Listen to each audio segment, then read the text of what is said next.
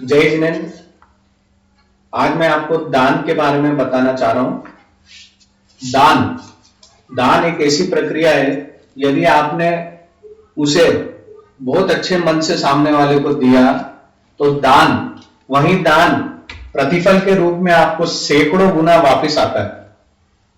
और यदि दान आपने अपने मन लगा के सामने वाले को नहीं दिया है, यानी मन में पश्चाताप हो गया दान देने के बाद में, तो फिर उसका प्रतिफल कुछ और होता है, यानी फिर वो दान किया धरा सब कुछ बेकार हो जाता है।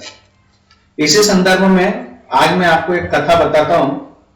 एक भिखारी जो भिक्षाटन के लिए निकला और भिक्षाटन में अपने रोज की तरह उसने झोले में अंधविश्वास के कारण थोड़ा सा भिक्षा पहले से ही भर ली, ताकि लोगों को लगे कि इनको पहले भी किसी ने भिक्षा दी है तो लोग और भिक्षा देने के लिए प्रवृत्त हो जाएं। भिखारी ने कुछ झोले में जौ के दाने डाले, कुछ और वस्तु डाल ली, ताकि लोगों को इस टाइप से समझ में आ जाए। अब हुआ क्या कि भिखारी जो है उस रोज पूर्णिमा का दिन था, तो भिखारी बहुत खुश हो रहा था कि आज जो है पूर्णिमा का दिन अलग है, तो ईश्वर की कृपा अगर आज हो जाएगी तो मेरा जो है सारी दरिद्रता दूर हो जाएगी। अब पूर्णिमा के दिन होता क्या है कि लोग जो है दान देने में ज्यादा प्रवृत्त होते हैं। अब भिखारी रोज की तरह अपने घर से चला और भिक्षा के लिए आगे बढ़ा। आगे बढ़ते बढ़ते वो सोच ही रहा था, कुछ घर में उसको भिक्षा भी मिली। भिक्षा में उसको तरह तरह के छोटे मोटे सामान, छोटे मोटे खाने के सामान सब मिलते रहे। इतने में ऐसे ही विचार करते हुए वो जा रहा था कि आज तो पूर्णिमा का दिन है तो बहुत अच्छी भिक्षा मिल जाना चाहिए।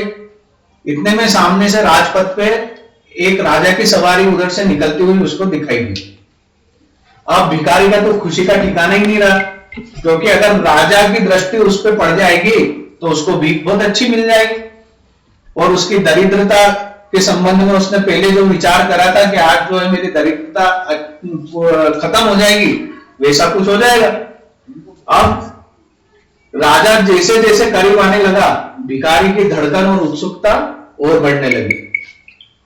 अब ऐसा भी समय आया कि राजा एकदम निकट आ गया। निकट आया तो भिखारी तो एकदम अचंभव में रह गया। क्यों अचंभव में रहा? क्योंकि राजा अपने रथ में से उतरा और भिखारी की तरफ आने लगा। भिखारी को कुछ समझ में नहीं आया, उसकी तो जैसे सिट्टी पिट्टी गुम हो गई। इतने में राजा उसके करीब में आया और राजा ने अपनी झोली उसके सामने फैला दी। अब भिखारी कुछ समझ में नहीं आ रहा था उसको कि मैं क्या करूं, कैसे राजा मेरे सामने झोली फैला के क्यों खड़ा है।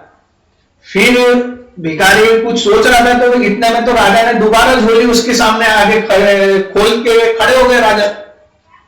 और राजा जैसे ही खड़े हुए तो भिखारी को कुछ समझ में तो आ नहीं रहा था। उसने भी अपने झोले में हाथ डाला तो उसने जो जौ के दाने उसमें झोले में भरे हुए थे, उसमें से 2 दाने निकाल के राजा की झोली में डाल दी।